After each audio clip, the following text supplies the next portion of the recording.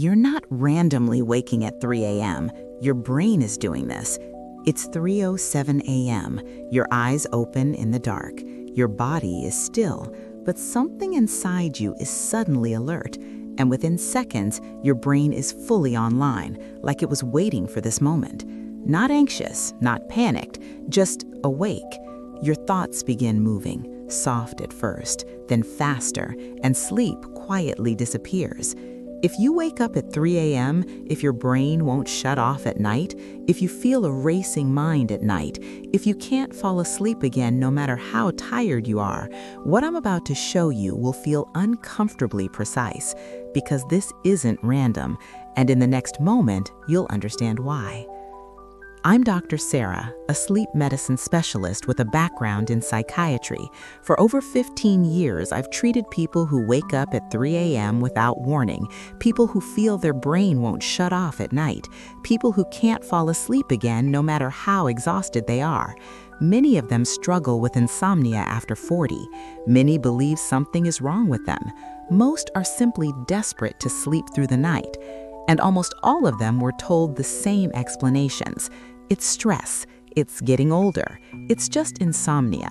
So they tried relaxation techniques, they changed routines, they blamed themselves when nothing worked.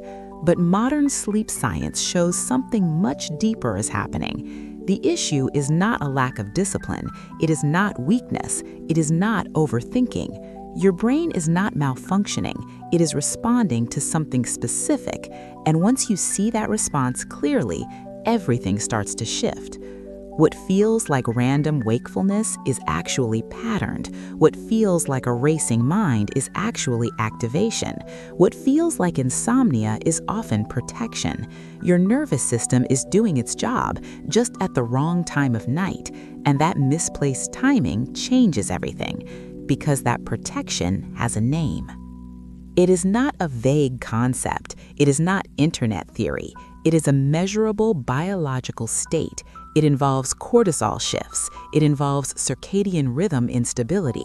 It involves the brain entering alert mode when it should not, and it explains why you wake up at 3 a.m. specifically. Once you understand this mechanism, you stop fighting yourself, you stop forcing sleep, you stop fearing the night, and you start seeing a pattern instead of chaos, because when the brain protects, it does so predictably, and predictable patterns can be stabilized, but first you need to see the mechanism behind it. Modern sleep science calls this pattern the Neural Sleep Inhibition Response. It is not a disorder, it is not random insomnia, it is a protective brain state, and it activates quietly during the night, often without you realizing it at first. This is what happens when the brain shifts into subtle brain alert mode, not fully awake, not fully asleep, but vigilant enough to monitor your internal environment, vigilant enough to scan for potential threat, vigilant enough to interrupt deep sleep cycles, even when no real danger exists. When the neural sleep inhibition response activates, timing changes.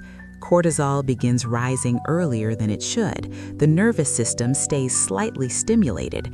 Your heart rate becomes subtly elevated. Your breathing becomes a little lighter, and the brain prepares for action instead of restoration, all while you are still lying in bed. At the same time, your circadian rhythm loses stability. Melatonin signaling becomes fragile. The sleep switch cannot fully lock into deep stages, so your sleep becomes lighter, more fragmented, easier to break, easier to interrupt.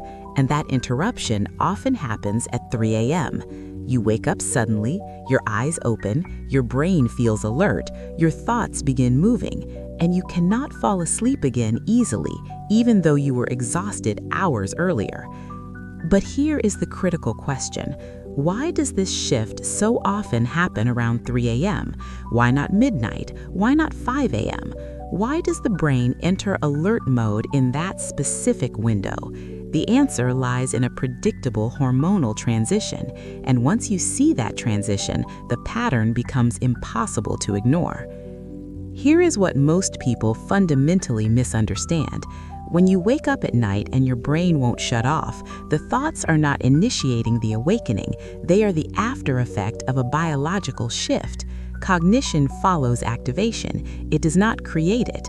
The sequence matters more than you think. By the time you become aware that you are thinking, the neural sleep inhibition response is already engaged. Your autonomic nervous system has shifted upward. Micro surges of cortisol have begun earlier than programmed. Core body temperature has subtly adjusted. Your brainstem has increased vigilance signaling, and deep sleep stability has already been compromised. The brain does not wake randomly. It wakes when internal prediction models detect uncertainty, not visible danger, not conscious fear, but physiological ambiguity. And ambiguity triggers monitoring. Monitoring replaces restoration. That monitoring process is experienced subjectively as thought, the scanning of memory, the reviewing of conversations, the anticipation of tomorrow, the search for unfinished tasks. It feels psychological, but it is neurobiological surveillance. Now something critical happens. The moment you notice you are awake, you attach importance to it. Importance amplifies cortical activation. Cortical activation reinforces alert mode. Alert mode sustains cortisol elevation, and the sleep switch loses dominance. This is why trying harder to fall asleep backfires. Effort signals threat relevance. Threat relevance sustains vigilance. Vigilance sustains fragmentation. Fragmentation trains repetition. Repetition strengthens the neural sleep inhibition response. And after 40, this reinforcement loop accelerates in ways most people never anticipate. After 40, the biology of sleep becomes more precision-dependent, not weaker, not defective, but less forgiving. The regulatory systems that once compensated effortlessly now require tighter synchronization, and small imbalances create larger nighttime effects. Melatonin secretion gradually loses amplitude. Its peak becomes narrower. Its signal to the sleep switch becomes less forceful. At the same time, cortisol sensitivity increases. Microstressors generate stronger hormonal responses. The nervous system shifts more quickly into activation, even when the environment is objectively safe. Circadian rhythm strength also changes. The oscillation between night and morning becomes flatter. Temperature regulation becomes slightly more fragile. Light exposure has a stronger impact. Late stimulation lingers longer. Recovery from disruption takes more effort, and nighttime stability becomes easier to disturb. This is why many individuals suddenly struggle with insomnia after 40. They wake up at 3 a.m. without prior history. They feel their brain won't shut off. They experience a racing mind at night. They cannot fall asleep again despite exhaustion. And they assume something is wrong psychologically when the shift is primarily physiological. What truly changes is threshold sensitivity. The sleep switch now requires stronger safety confirmation. Cortisol must decline more cleanly at night. The autonomic nervous system must downshift more completely. If that downshift is incomplete, the neural sleep inhibition response activates more easily, and activation becomes more frequent with repetition. Once repetition occurs, conditioning begins. The brain learns the 3 a.m. window as vulnerable. Anticipatory vigilance increases before you are conscious of it. Cortisol begins rising slightly earlier each night. Brain alert mode engages more quickly. Fragmentation reinforces expectation, and expectation reinforces the very awakening you are trying to prevent. Over time, the impact of this pattern becomes deeply cumulative, not explosive, not dramatic enough to alarm you immediately, but persistent enough to erode your resilience slowly. Sleep becomes structurally fragmented across cycles. Deep restorative stages shorten without you noticing, and physiological repair is repeatedly interrupted. Morning fatigue no longer feels occasional. You wake up tired even after spending adequate hours in bed. Your muscles feel heavier than they should. Your mental clarity takes longer to arrive. Your energy feels artificially delayed. Caffeine becomes less effective, and you begin the day already slightly depleted. Cognitive performance subtly declines. Focus drifts faster than it used to. Short-term memory feels less reliable. Emotional regulation requires more conscious effort. Small inconveniences feel disproportionately irritating. Patience shortens without clear cause, and frustration accumulates quietly beneath the surface. At night, anticipation begins shaping physiology. You start wondering whether you will wake up again. You monitor how deeply you are falling asleep. You calculate how many hours remain until morning. You check the clock when you awaken. That clock reinforces urgency. Urgency stimulates alert mode before you realize it. Gradually, confidence in your own sleep weakens. You stop trusting your body to stay asleep. You assume your brain is wired incorrectly. You interpret wakefulness as personal failure. You question your stress tolerance. You question your mental discipline, and self-blame becomes part of the pattern. But this was never a character flaw. It was never a lack of effort. It is a stabilization failure at the physiological level. Cortisol timing is misaligned with circadian rhythm. The autonomic nervous system is not fully disengaging at night. The neural sleep inhibition response remains partially active, and when physiology is driving the cycle, physiology must be the point of intervention. Here is the part most people are never told.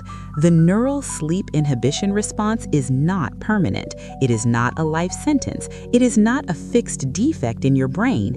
It is an adaptive state, and adaptive states are designed to change. That is what makes this reversible.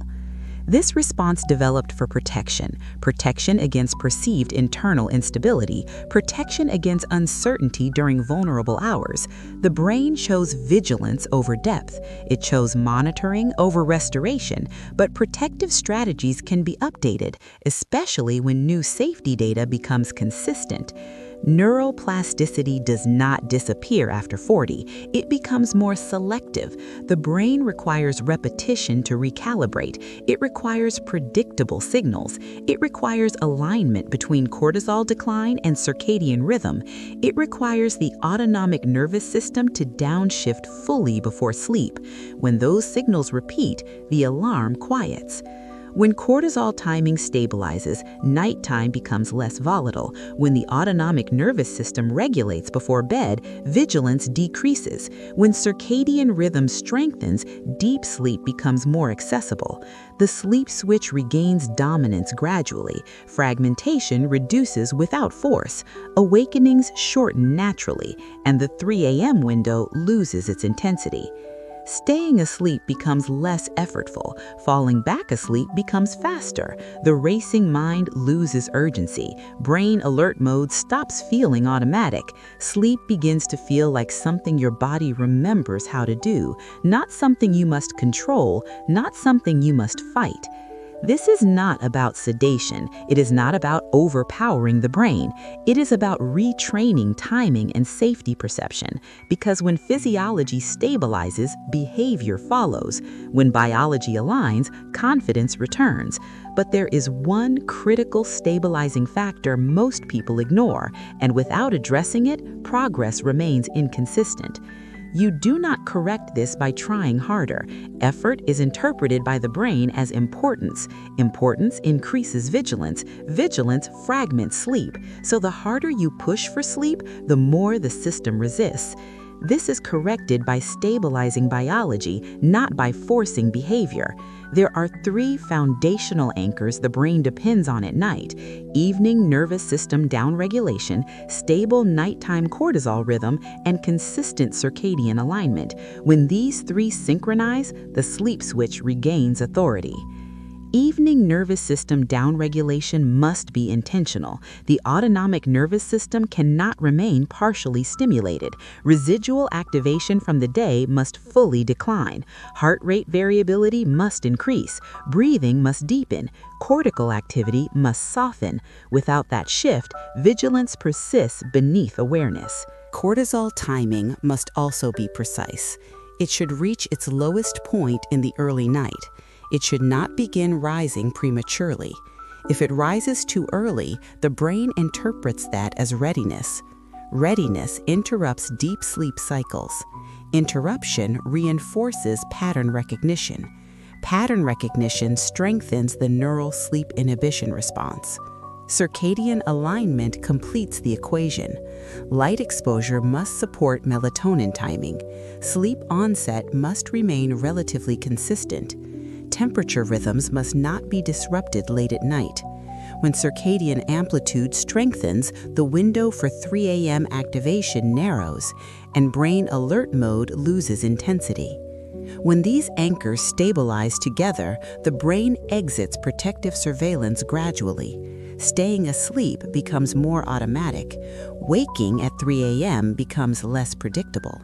The racing mind loses momentum. Sometimes progress is gradual. Sometimes stabilization occurs faster than expected. But none of this happens accidentally.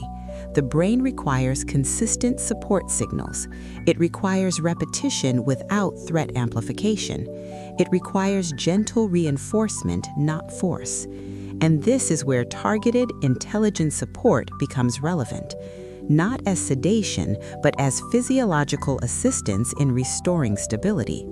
For some individuals, behavioral strategies alone are not enough, not because they failed, not because they lack discipline, but because their physiology requires deeper stabilization. When awakenings at 3 a.m. become patterned, the nervous system may need structured reinforcement, and that is where targeted support becomes appropriate. In clinical practice, I sometimes recommend a doctor-approved natural nighttime formula, not as sedation, not as a chemical override, but as a physiological stabilizer. Its purpose is to support cortisol timing precision, to nourish autonomic balance, and to reinforce circadian rhythm amplitude. The formulation is designed to work with the brain. It does not suppress cortical activity aggressively. It does not numb consciousness. It does not create artificial unconsciousness. Instead, it helps reduce premature cortisol elevation. It supports parasympathetic dominance at night, and it strengthens the biological signals of safety. When cortisol declines appropriately, the 3 a.m. activation window loses intensity. When the nervous system fully downshifts, brain alert mode becomes less reactive. When circadian timing stabilizes, deep sleep cycles extend more naturally, and fragmentation decreases without force. This approach directly supports the reduction of the neural sleep inhibition response, not by silencing it abruptly, but by removing the triggers that keep it active. When the brain no longer senses instability, it stops initiating surveillance, and sleep becomes less interrupted because protection is no longer necessary. If you would like to review the specific formula I trust clinically, it is available in the first pinned comment below. There is no urgency attached to it, no exaggerated claims, just transparent support for those who need it. Some individuals stabilize quickly with routine adjustments, others benefit from structured supplementation. The objective is never knockout sleep. The objective is never dependency. The objective is not overpowering the brain. It is restoring biological stability at the level of timing, because when timing is corrected, sleep restores itself. And once stability returns, the 3 a.m. pattern begins to dissolve. But there is still one overlooked variable driving that specific hour. Now, here is a detail that fundamentally changes how you interpret 3 a.m. awakenings. The timing is not accidental. It is not symbolic. It is not driven by overthinking. It is anchored in endocrine sequencing. Your body follows a pre-programmed hormonal rhythm every night, and that rhythm contains a vulnerable transition window. Most people assume cortisol rises at sunrise. In reality, cortisol begins its preparatory ascent much earlier. The rise is gradual, not abrupt. It is designed to prepare the brain for morning alertness. Core temperature begins adjusting. Metabolic activity subtly increases. Neural readiness slowly ramps up beneath consciousness.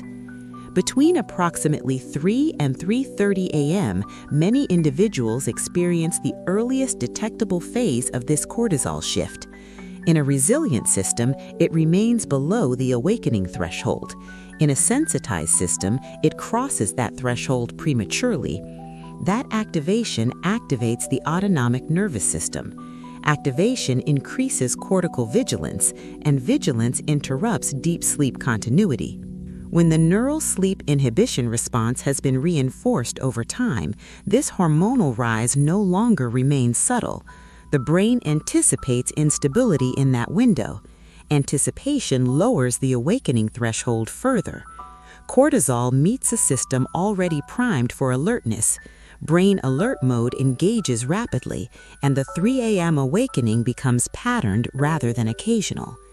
This is why it feels so precise, why you glance at the clock and see the same numbers repeatedly, why the racing mind begins almost instantly, why falling back asleep feels biologically blocked. It is not coincidence, it is a predictable interaction between cortisol timing and vigilant sensitivity. And predictable interactions can be strategically interrupted. In the next video, I will dissect this transition in detail. You will see exactly what shifts first inside the nervous system. You will understand how circadian amplitude influences that cortisol curve. You will learn why some people remain asleep through it effortlessly and why others enter brain alert mode within minutes. Most importantly, you will see how to lower that threshold safely without suppressing natural sleep architecture. Because once you recognize the precision of the pattern, sleep stops feeling random and uncontrollable. It stops feeling like personal failure. It stops feeling permanent. You begin to see biological cause and effect. And when you see cause clearly, intervention becomes logical, which is where the real restoration process truly begins.